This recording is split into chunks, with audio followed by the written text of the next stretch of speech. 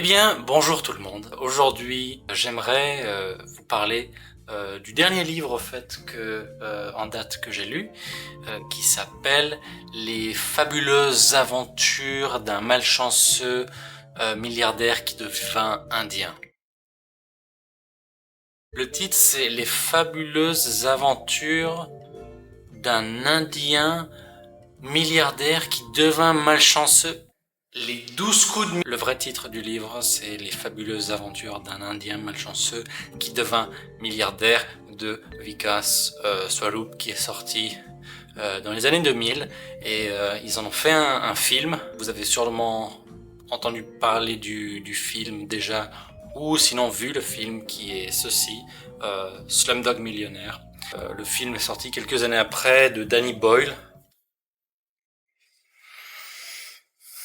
Déjà de 1, c'est pas la même histoire, il y a tellement de mauvaises choses sur le film à dire que je sais même pas par où commencer. Déjà, le nom du personnage principal, c'est même pas Ram Mohammed Thomas, qui est déjà un point clé du livre selon moi, parce que Ram, c'est un nom hindou, Mohammed, c'est un nom musulman, et Thomas, c'est un nom chrétien. Donc déjà, on a un peu cette sorte de triple identité du personnage principal, tandis que dans le film, il me semble qu'il s'appelle Jamal, et je trouve que ça n'a absolument aucun sens. Le but de cette vidéo, ce n'est pas de parler du film en soi, c'est de parler du livre, qui pour moi est une réussite, et je vais vous expliquer pourquoi. Donc comme vous l'avez vu au début, il va y avoir une partie sans spoiler, donc pour les gens qui aimeraient le lire, et après pour les gens qui l'ont lu, il y aura une partie avec spoiler où je vais dire les détails de l'histoire, et je vais dire en fait ce qui se passe en détail après. Le livre se passe... Je vais pas faire un résumé, ok? Un résumé, ça peut se trouver n'importe où. L'intrigue, ce qui est intéressant avec l'intrigue, la manière dont le livre est écrit, c'est que ça commence au fait... Bon, c'est pas vraiment un spoiler, parce que c'est littéralement la première page. Ce qui est intéressant en fait avec le livre, c'est qu'il est écrit...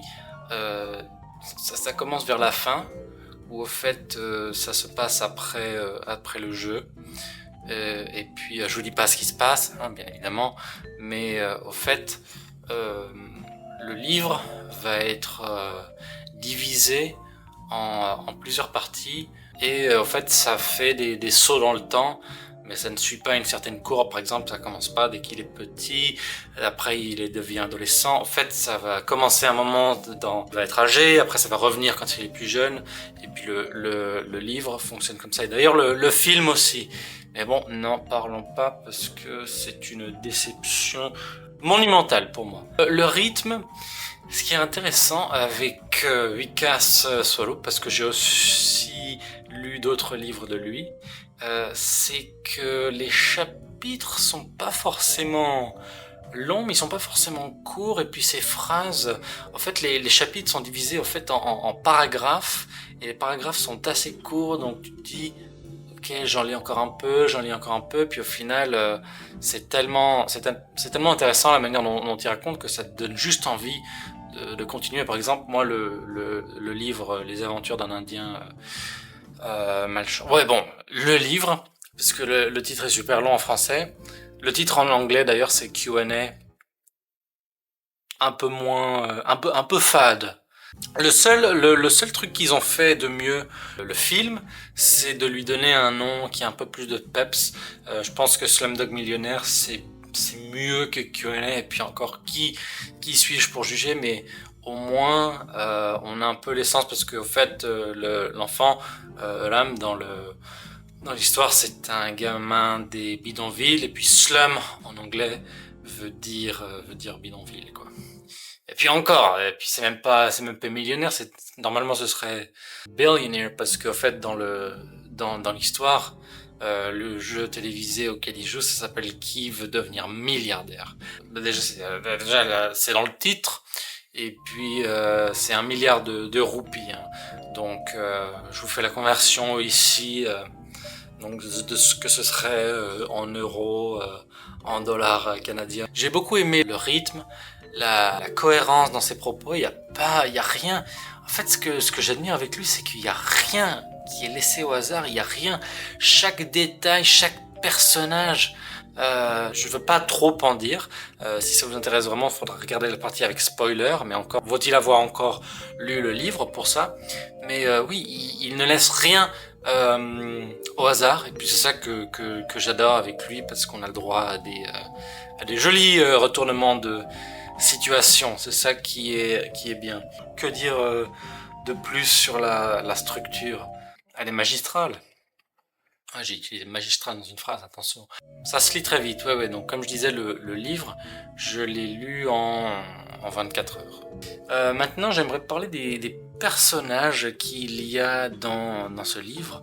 Au fait, déjà, commençons par Ram, le personnage principal de l'histoire. Déjà, rien que le fait de lui, son nom, sa triple personnalité, ce qui est intéressant en fait, c'est que comme chacun de ces trois noms vient d'une religion différente, il va utiliser parfois le nom le plus adéquat qui correspond le mieux à la situation. Par exemple, il y a un moment, je ne vais pas le dire parce que ce serait un spoiler.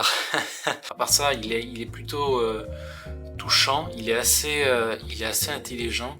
Et il y a plusieurs phrases dans le livre qui sont assez touchantes. Par exemple, dans le premier, enfin, je sais plus quand, là je le dis à froid, mais par exemple dans les premiers chapitres, à un moment, il y a des gens qui parlent de lui en anglais, parce que bon, comme ça se passe en Inde, normalement les personnages ils se parlent en hindi. À un moment, il y a un gars qui dit de toute façon, t'inquiète, il peut pas comprendre, il parle pas anglais, c'est juste un compte serveur. Et puis il va le répéter tout au long du chapitre, et je trouve que c'est un vrai impact dans ce que parfois la débilité des gens peut créer. Après, les personnages, il y en a pas beaucoup d'autres principaux. Il y a bien évidemment le présentateur du jeu, qui est l'archétype du présentateur télé, le faux sourire. Il est faux, quoi, il est faux. Qui y a d'autre? Il y a son meilleur ami, d'ailleurs, Salim, il me semble.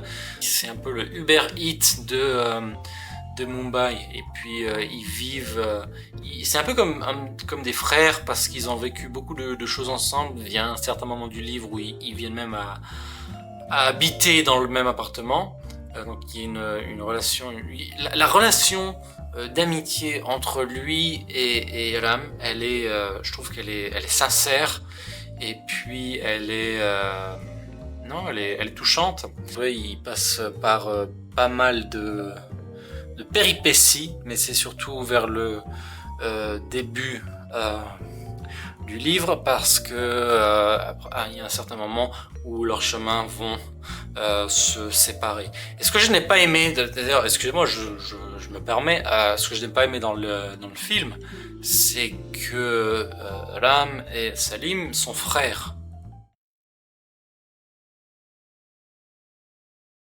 Pourquoi? Il y a aussi quelque chose dont j'aimerais parler. Dans la lecture, pour moi, il y a quatre niveaux de lecture. Puis je vais les définir maintenant grosso merdo. Par exemple, le niveau 1, c'est presque genre, j'aime pas vraiment cette expression, mais genre sujet, verbe, complément, point. Ça veut pas dire que c'est mauvais ou ça. Parfois on peut écrire de très très bonnes choses rien qu'avec cette petite formation de mots.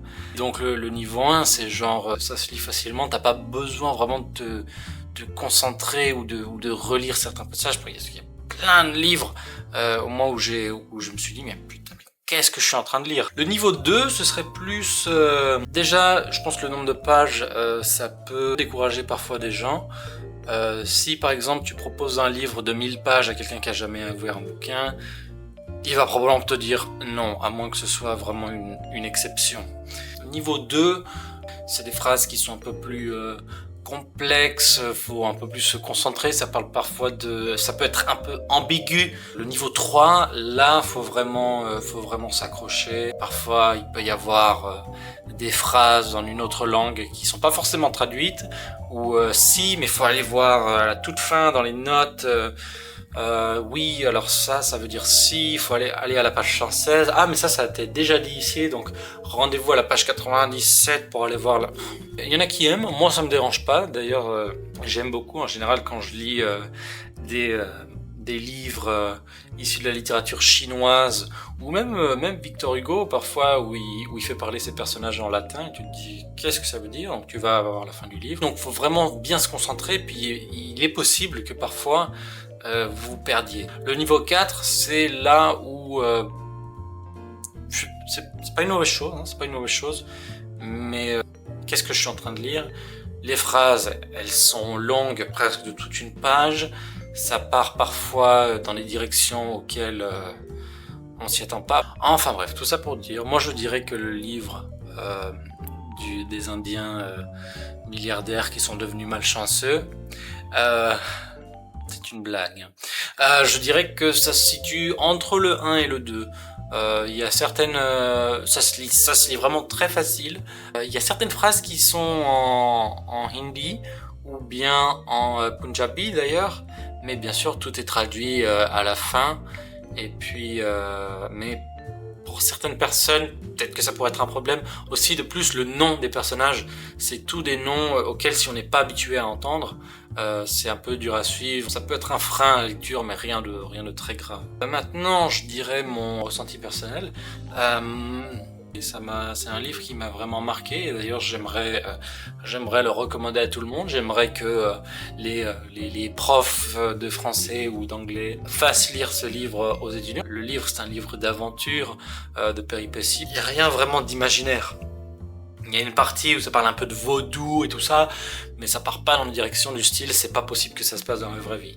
Et puis aussi, il y a un truc dont j'ai pas parlé, c'est l'histoire d'amour qu'il y a entre Ram et une fille qu'il rencontre à Agra, là où le Taj Mahal se situe, mais je n'en dirai pas plus sur qui c'est. Maintenant, je vais donner ma note. J'y ai réfléchi. Et j'ai vraiment trouvé aucune raison de lui enlever des points ou des critères négatifs. Donc je pense que ma note finale, ce serait probablement un S. Parce que ça, je peux dire, ça va changer ma vie. Ça n'a pas besoin de changer ta vie pour que ce soit, pour qu'un livre soit parfait. Mais il y a très peu de défauts. C'est comique, il y a beaucoup de moments comiques. Maintenant, nous allons passer à la partie.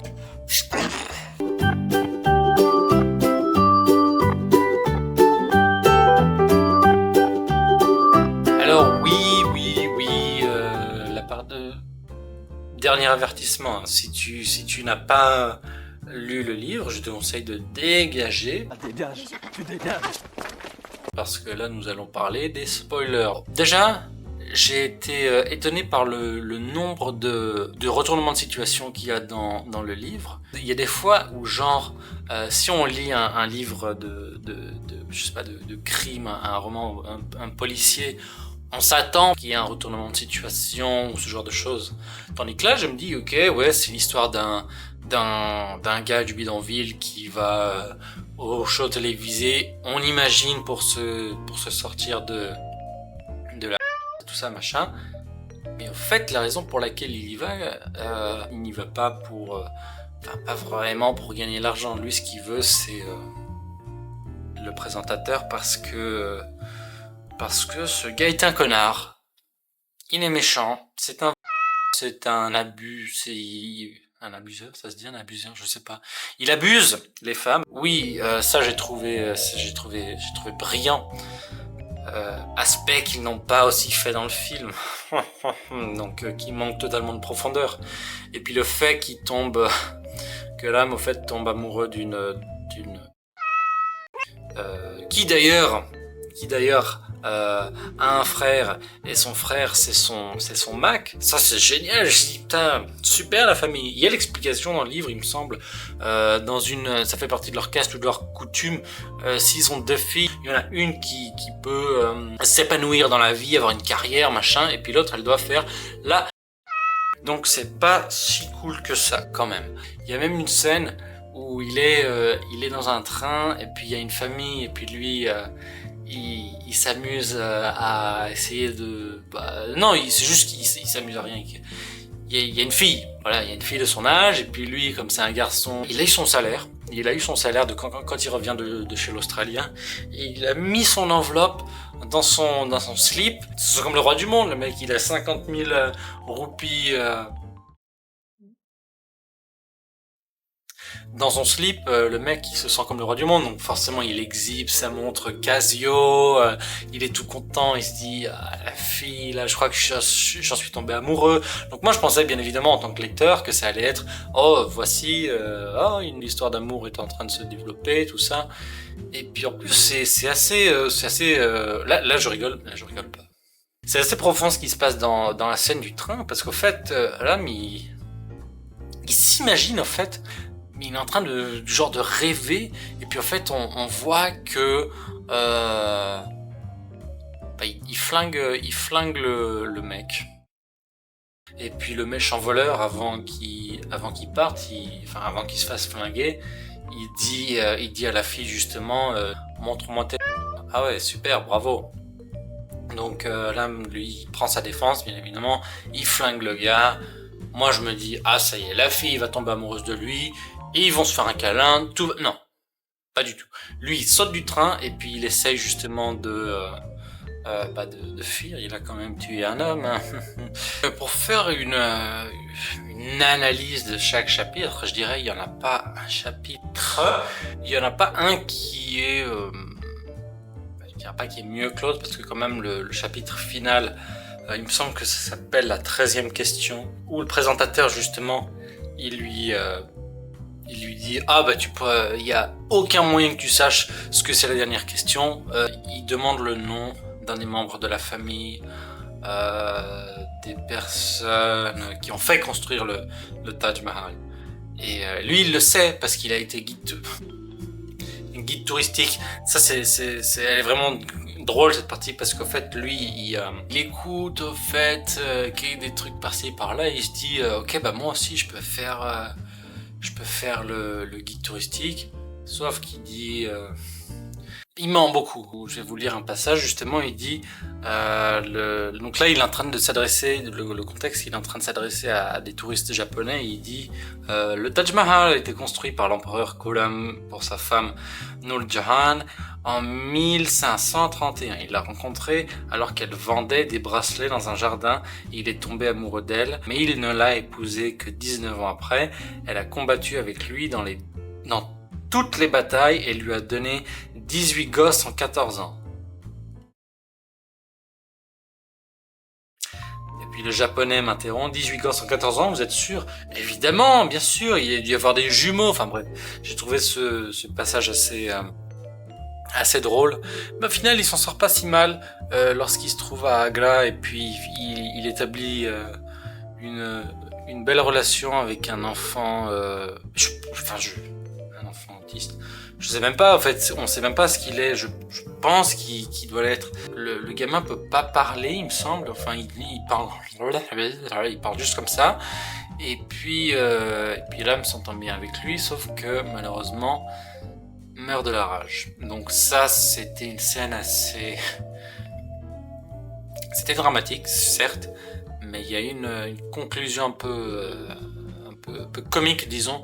Il me semble que l'âme apporte le corps justement du jeune devant la mer, dans sa grande maison, là où il y a tous les invités, il le pose sur la table, il dit bon bah au moins si vous n'avez pas été à la hauteur de faire le devoir d'une mère, soyez à la hauteur de faire votre devoir de propriétaire et enterrez-le comme il se doit. Personne, paraît-il, n'a pris de dessert ce soir-là. Concluons, parce que là ça commence à faire un petit bout quand même. Je suis content d'avoir fait ce livre en tant que première vidéo, parce que déjà c'est le dernier en date que j'ai lu. Je trouve que il est trop sous-coté par rapport au film qui lui a fait de l'ombre. Je trouve ça vraiment, vraiment dommage que les gens, quand ils entendent Slumdog Millionnaire, ils pensent justement à l'histoire de ce Jamal là, et puis tout est différent et c'est ça qui m'a saoulé le plus, au fait, quand j'ai vu le film. Je me dis, ça ne respecte absolument rien, ce que je trouve dommage. Le film en soi n'est pas mauvais, mais je pense qu'il aurait pu être super bien s'ils avaient écrit leur propre histoire, parce que à ce point-là, c'est une histoire complètement différente. Ok, le seul truc qui est en commun, c'est le jeu télévisé, mais à part ça, voilà, bon, puis lui, il le gagne. Puis encore, le jeu télévisé, là, il gagne 200 millions de roupies, là, il gagne 1 milliard. Je veux dire, il y a quand même une différence. Je le recommande chaudement, voilà, il est là, le livre. Là, je vais vous lire la ligne de fin parce que ça m'a vraiment marqué. C'est juste après que Ram ait jeté la pièce double face dans l'océan. Et puis Goudia, justement, son avocate, lui dit « Mais pourquoi t'as fait ça ?» Et là, il dit « Parce que j'en ai plus besoin, la chance, on la porte en soi. » Moi, j'ai trouvé que la fin était brillante. La fin, je trouvais que le livre entier était brillant. Du début, quand il vit avec son sorte de père adoptif, le prêtre, jusqu'à l'histoire de la meuf qui fait du vaudou, à partir du général australien et tout ça. Le livre est une réussite et je trouve vraiment ça dommage. Encore une fois, je me réfère au film, mais je veux dire, le livre avait tellement de potentiel pour être un super bon film, mais ils se sont chiés. Alors honnêtement, moi je vous dis, si vous voulez une bonne lecture, lisez Les fabuleuses aventures d'un Indien malchanceux qui devint milliardaire. Voilà, je l'ai dit, et c'est tout.